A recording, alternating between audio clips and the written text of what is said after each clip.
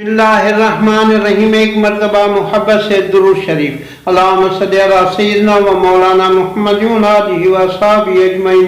इस्लामी साल 1443 से हिजरी मुकम्मल हुआ, जिसके इंतहाई वाले मुतबर्रिक माह ज़िलहज में हज़रत सैयदना इब्राहीम खलीलुल्लाह अलैहिस्सलाम और आपके प्यारे फर्जंद हज़रत इस्माइल ज़बीहुल्लाह अलैहिस्सलाम की दी हुई इंतहा दर्जे की कुर्बानी की याद ताज़ा करके अपने अंदर सच्चाई, मोहब्बत, रज़ा इलाही और अल्लाह ताला की इताअत के दर्शों को दोबारा याद किया गया। इन अजीम कुर्बानियों और दुआओं के बदौलत हुजूर करीम सल्लल्लाहु अलैहि वसल्लम इस दुनिया में रौनक अफरोज हुए और दीन इस्लाम की तालीम को फैलाकर इंसान को हकीकी इंसान बनाया। उस अजीम पैगाम को फैलाने की खातिर हुजूर करीम सल्लल्लाहु अलैहि वसल्लम ने बड़ी बड़ी तकालीफ और आजमाइशों को बर्दाश्त किया। तरह तरह के जुल्म और ज़ियादतों की वजह से अपने प्यारे वतन मक्कातुल मुकर्रमा को भी छोड़ा और दीन इस्लाम की खातिर कई जंगें भी की और बड़ी बड़ी कुर्बानियाँ देने के बाद जब फतह हासिल हुई तो दीन इस्लाम को दूर दराज वाले इलाकों तक फैलाया। जब हुजूर करीम सल्लल्लाहु अलैहि वसल्लम ज़ाहिरी तौर पर इस फानी जहां को छोड़ा तो दीन इस्लाम के दुश्मनों ने अपनी दुश्मनी वाले सिलसिले को ज़ाहिरी ख्वाह मख्फी तौर जारी रखा। इस कदर कि कई जलील कदर असहाब किराम रिज़वानुल्लाह ताला अलैहिम अजमईन को शहीद भी किया गया। फिर उसके बावजूद बड़ी तादाद में असहाब किराम रिज़वानुल्लाह ताला अलैहिम अजमईन कुर्बानियाँ देकर इस सिलसिले को जारी रखा। इस्लामी साल के इब्तिदा वाले मुतबर्रिक माह मुहर्रमुल हराम में सैयद शुहदा नवासे रसूल हज़रत सैयदना इमाम हुसैन रज़ियल्लाहु तआला अन्हु और आपके रुफ़का अपने माल, वतन, जान की कुर्बानी देकर दीन इस्लाम को की असल सूरत में हम तक पहुँचाने का एहसान कर दिया।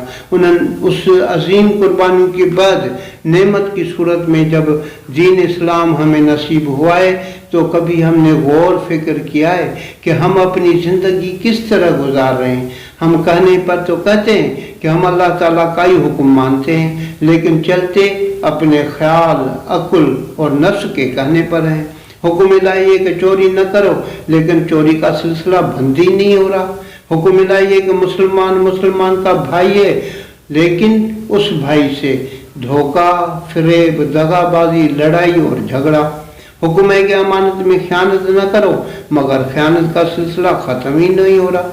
हुक्म इलाही है कि एक दूसरे का माल बातिल तरीके से न खाओ, मगर जब तक औरों का माल हक गसब नहीं करते तब तक आराम ही नहीं आता। हुक्म है कि वायदा खिलाफी न करो, लेकिन वायदा खिलाफी तो आम है। हुक्म है कि झूठ न बोलो, मगर झूठ के सिवा काम ही नहीं हो रहा। हुक्म है कि ज़कात दो और गरीब मसाकिन की मदद करो, मगर दौलतमंद शख्स सही और मुकम्मल तौर ज़कात अदा नहीं करते, जिसकी बदौलत क्यों कि दौलत का कुछ हिस्सा कम हो जाएगा। हुक्म इलाही है कि नमाज कायम करो, लेकिन नमाज के वक़्त नमाजियों की तादाद उस इलाके में मौजूद इंसानों की तादाद से कई हिस्सा कम होती है। इसी तरह रमज़ानुल मुबारक का रोज़ा फ़र्ज किया गया, लेकिन अंदाज़ा करो कितने रोज़े रखते हैं और कितने नहीं रखते। अल्लाह ताला का हुक्म है कि ज़मीन में फसाद न फैलाओ, मगर हम सिर्फ कोई बात हमारे हाथ में आए फिर उससे अपने अल्फाज मिलाकर इस तरह बताएंगे कि फसाद फैलने में देरी नहीं लगती। हुक्म इलाही है कि लोगों से अहसन तरीके से बात करो, मगर हमारी बात करने का अंदाज ऐसा है कि औरों को तकलीफ पहुंच रही है। हकीकत में खामियां बयान करते रहेंगे, वो कम होने वाली हैं ही नहीं। लेकिन हमारे मेहरबान रब करीम कितना मेहरबान है कि इन खामियों से निजात हासिल करने का तरीका भी बताया कि मेरे जो सच्चे बंदे हैं उनकी सोहबत इख्तियार करो, जो हर वक़्त अल्लाह ताला को याद करते हैं, अल्लाह ताला को राज़ी करते रहते हैं। उनकी सोहबत में बैठकर उनके फरमाए हुए नसीहत वाले अल्फाज सुनो, उसका इतना असर होगा कि इंसान के अंदर गलत काम से बेजारी और नेक अमाल करने का शौक़ पैदा होगा और उनके साथ दूसरों को नेक बनाने का फ़िक्र भी पैदा होगा। आखिर में अल्लाह ताला के इस फरमान मुबारक पे और फ़िक्र की ज़रूरत है कि तुम मेरे महबूब के उम्मती हो, इसलिए तुम तमाम उम्मतों से بھلی امت ہو، یعنی ہم بھلے ہیں، جس کے امتی ہیں اللہ تعالیٰ کا محبوب، تمام انبیاء کا سردار حضرت محمد مصطفیٰ صلی اللہ علیہ وسلم، اور ہم بندے ہیں اسی خالق مالک کا جو بڑا مہربان نہایت رحم والا ہے۔ جب اتنے بڑے شان والے ہیں تو پھر کام بھی شان والے اچھے کریں، برے کام کرنے سے اپنا شان کیوں کم کر رہے ہیں؟